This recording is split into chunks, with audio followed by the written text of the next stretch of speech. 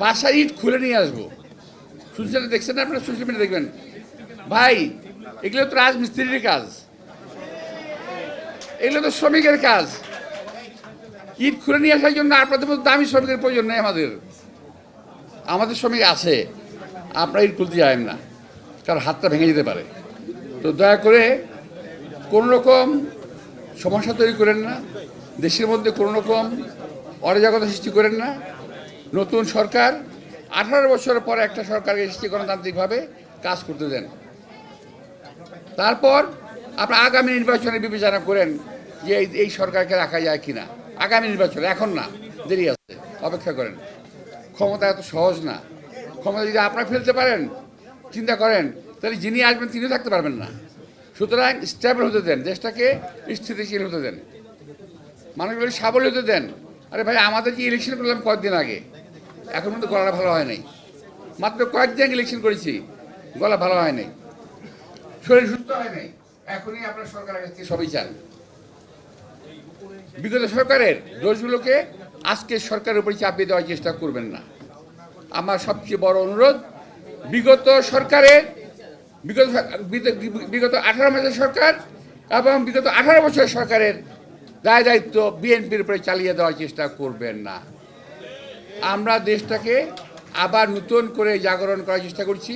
যেমনি শহীদ রাষ্ট্রপতি জিয়া রহমান করেছিলেন, যেমনি দেশনেত্রী বেগম খালেদা জিয়া এই দেশকে গড়ে তুলেছিলেন, ইনশাল্লাহ দেশনায়ক তারেক রহমানও এই দেশকে আবারও সুন্দর করে গড়ে তুলবেন, সকলকে সঙ্গে। আরে ভাই, বিএনপি তো ক্ষমতা আগেও ছিল,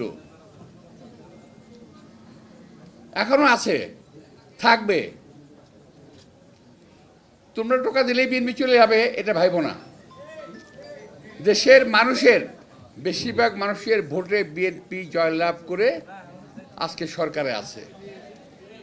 বিএনপিকে সময় দিতে হবে।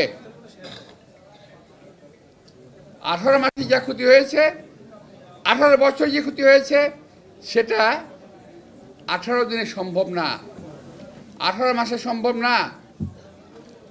আমাদের নেতা তারেক রহমান সাহেব চেষ্টা করছেন, পরিশ্রম করছেন, আমরাও কাজ করছি, আপনারা কাজ করছেন। আমরা কখনো আর ঝগড়াঝাড়ি রাজনীতি করতে চাই না। বাংলাদেশে বহু হয়েছে। এই সরকারকে সাহায্য করেন, সরকারকে ব্যর্থ করার চেষ্টা করবেন না দয়া করে কেউ। আমরা 1 মাস হলো মাত্র, ক্ষমতা 1 মাস হয় নাই, এখন রাস্তা ভাঙা তো তোমাদের গভর্নমেন্টের সময় হচ্ছে। সাবেক যে গভর্নমেন্ট সরকার ছিল, ইউনূস সরকার, ইট খুলে নিয়ে আসার জন্য আপনাদের মধ্যে দামি শ্রমিকের প্রয়োজন নেই। আমাদের শ্রমিক আছে, আপনারা ইট খুলতে যাবেন না, কারণ হাতটা ভেঙে যেতে পারে।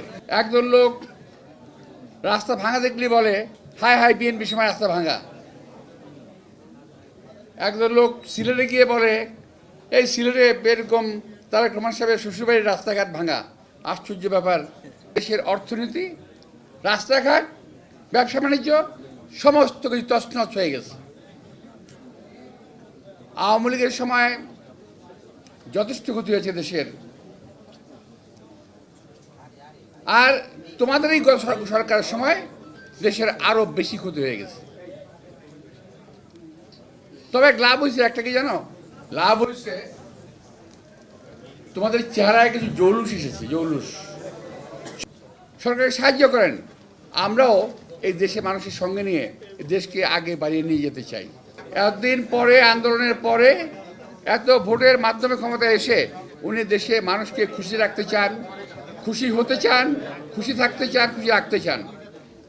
সুতরাং একটু সময় দেন, এত ব্যস্ত হওয়ার কোনো প্রয়োজন নাই। কিছু হলেই এক শ্রেণীর ছেলেমেয়ের মুখ দিয়ে কথা বেরিয়েছে,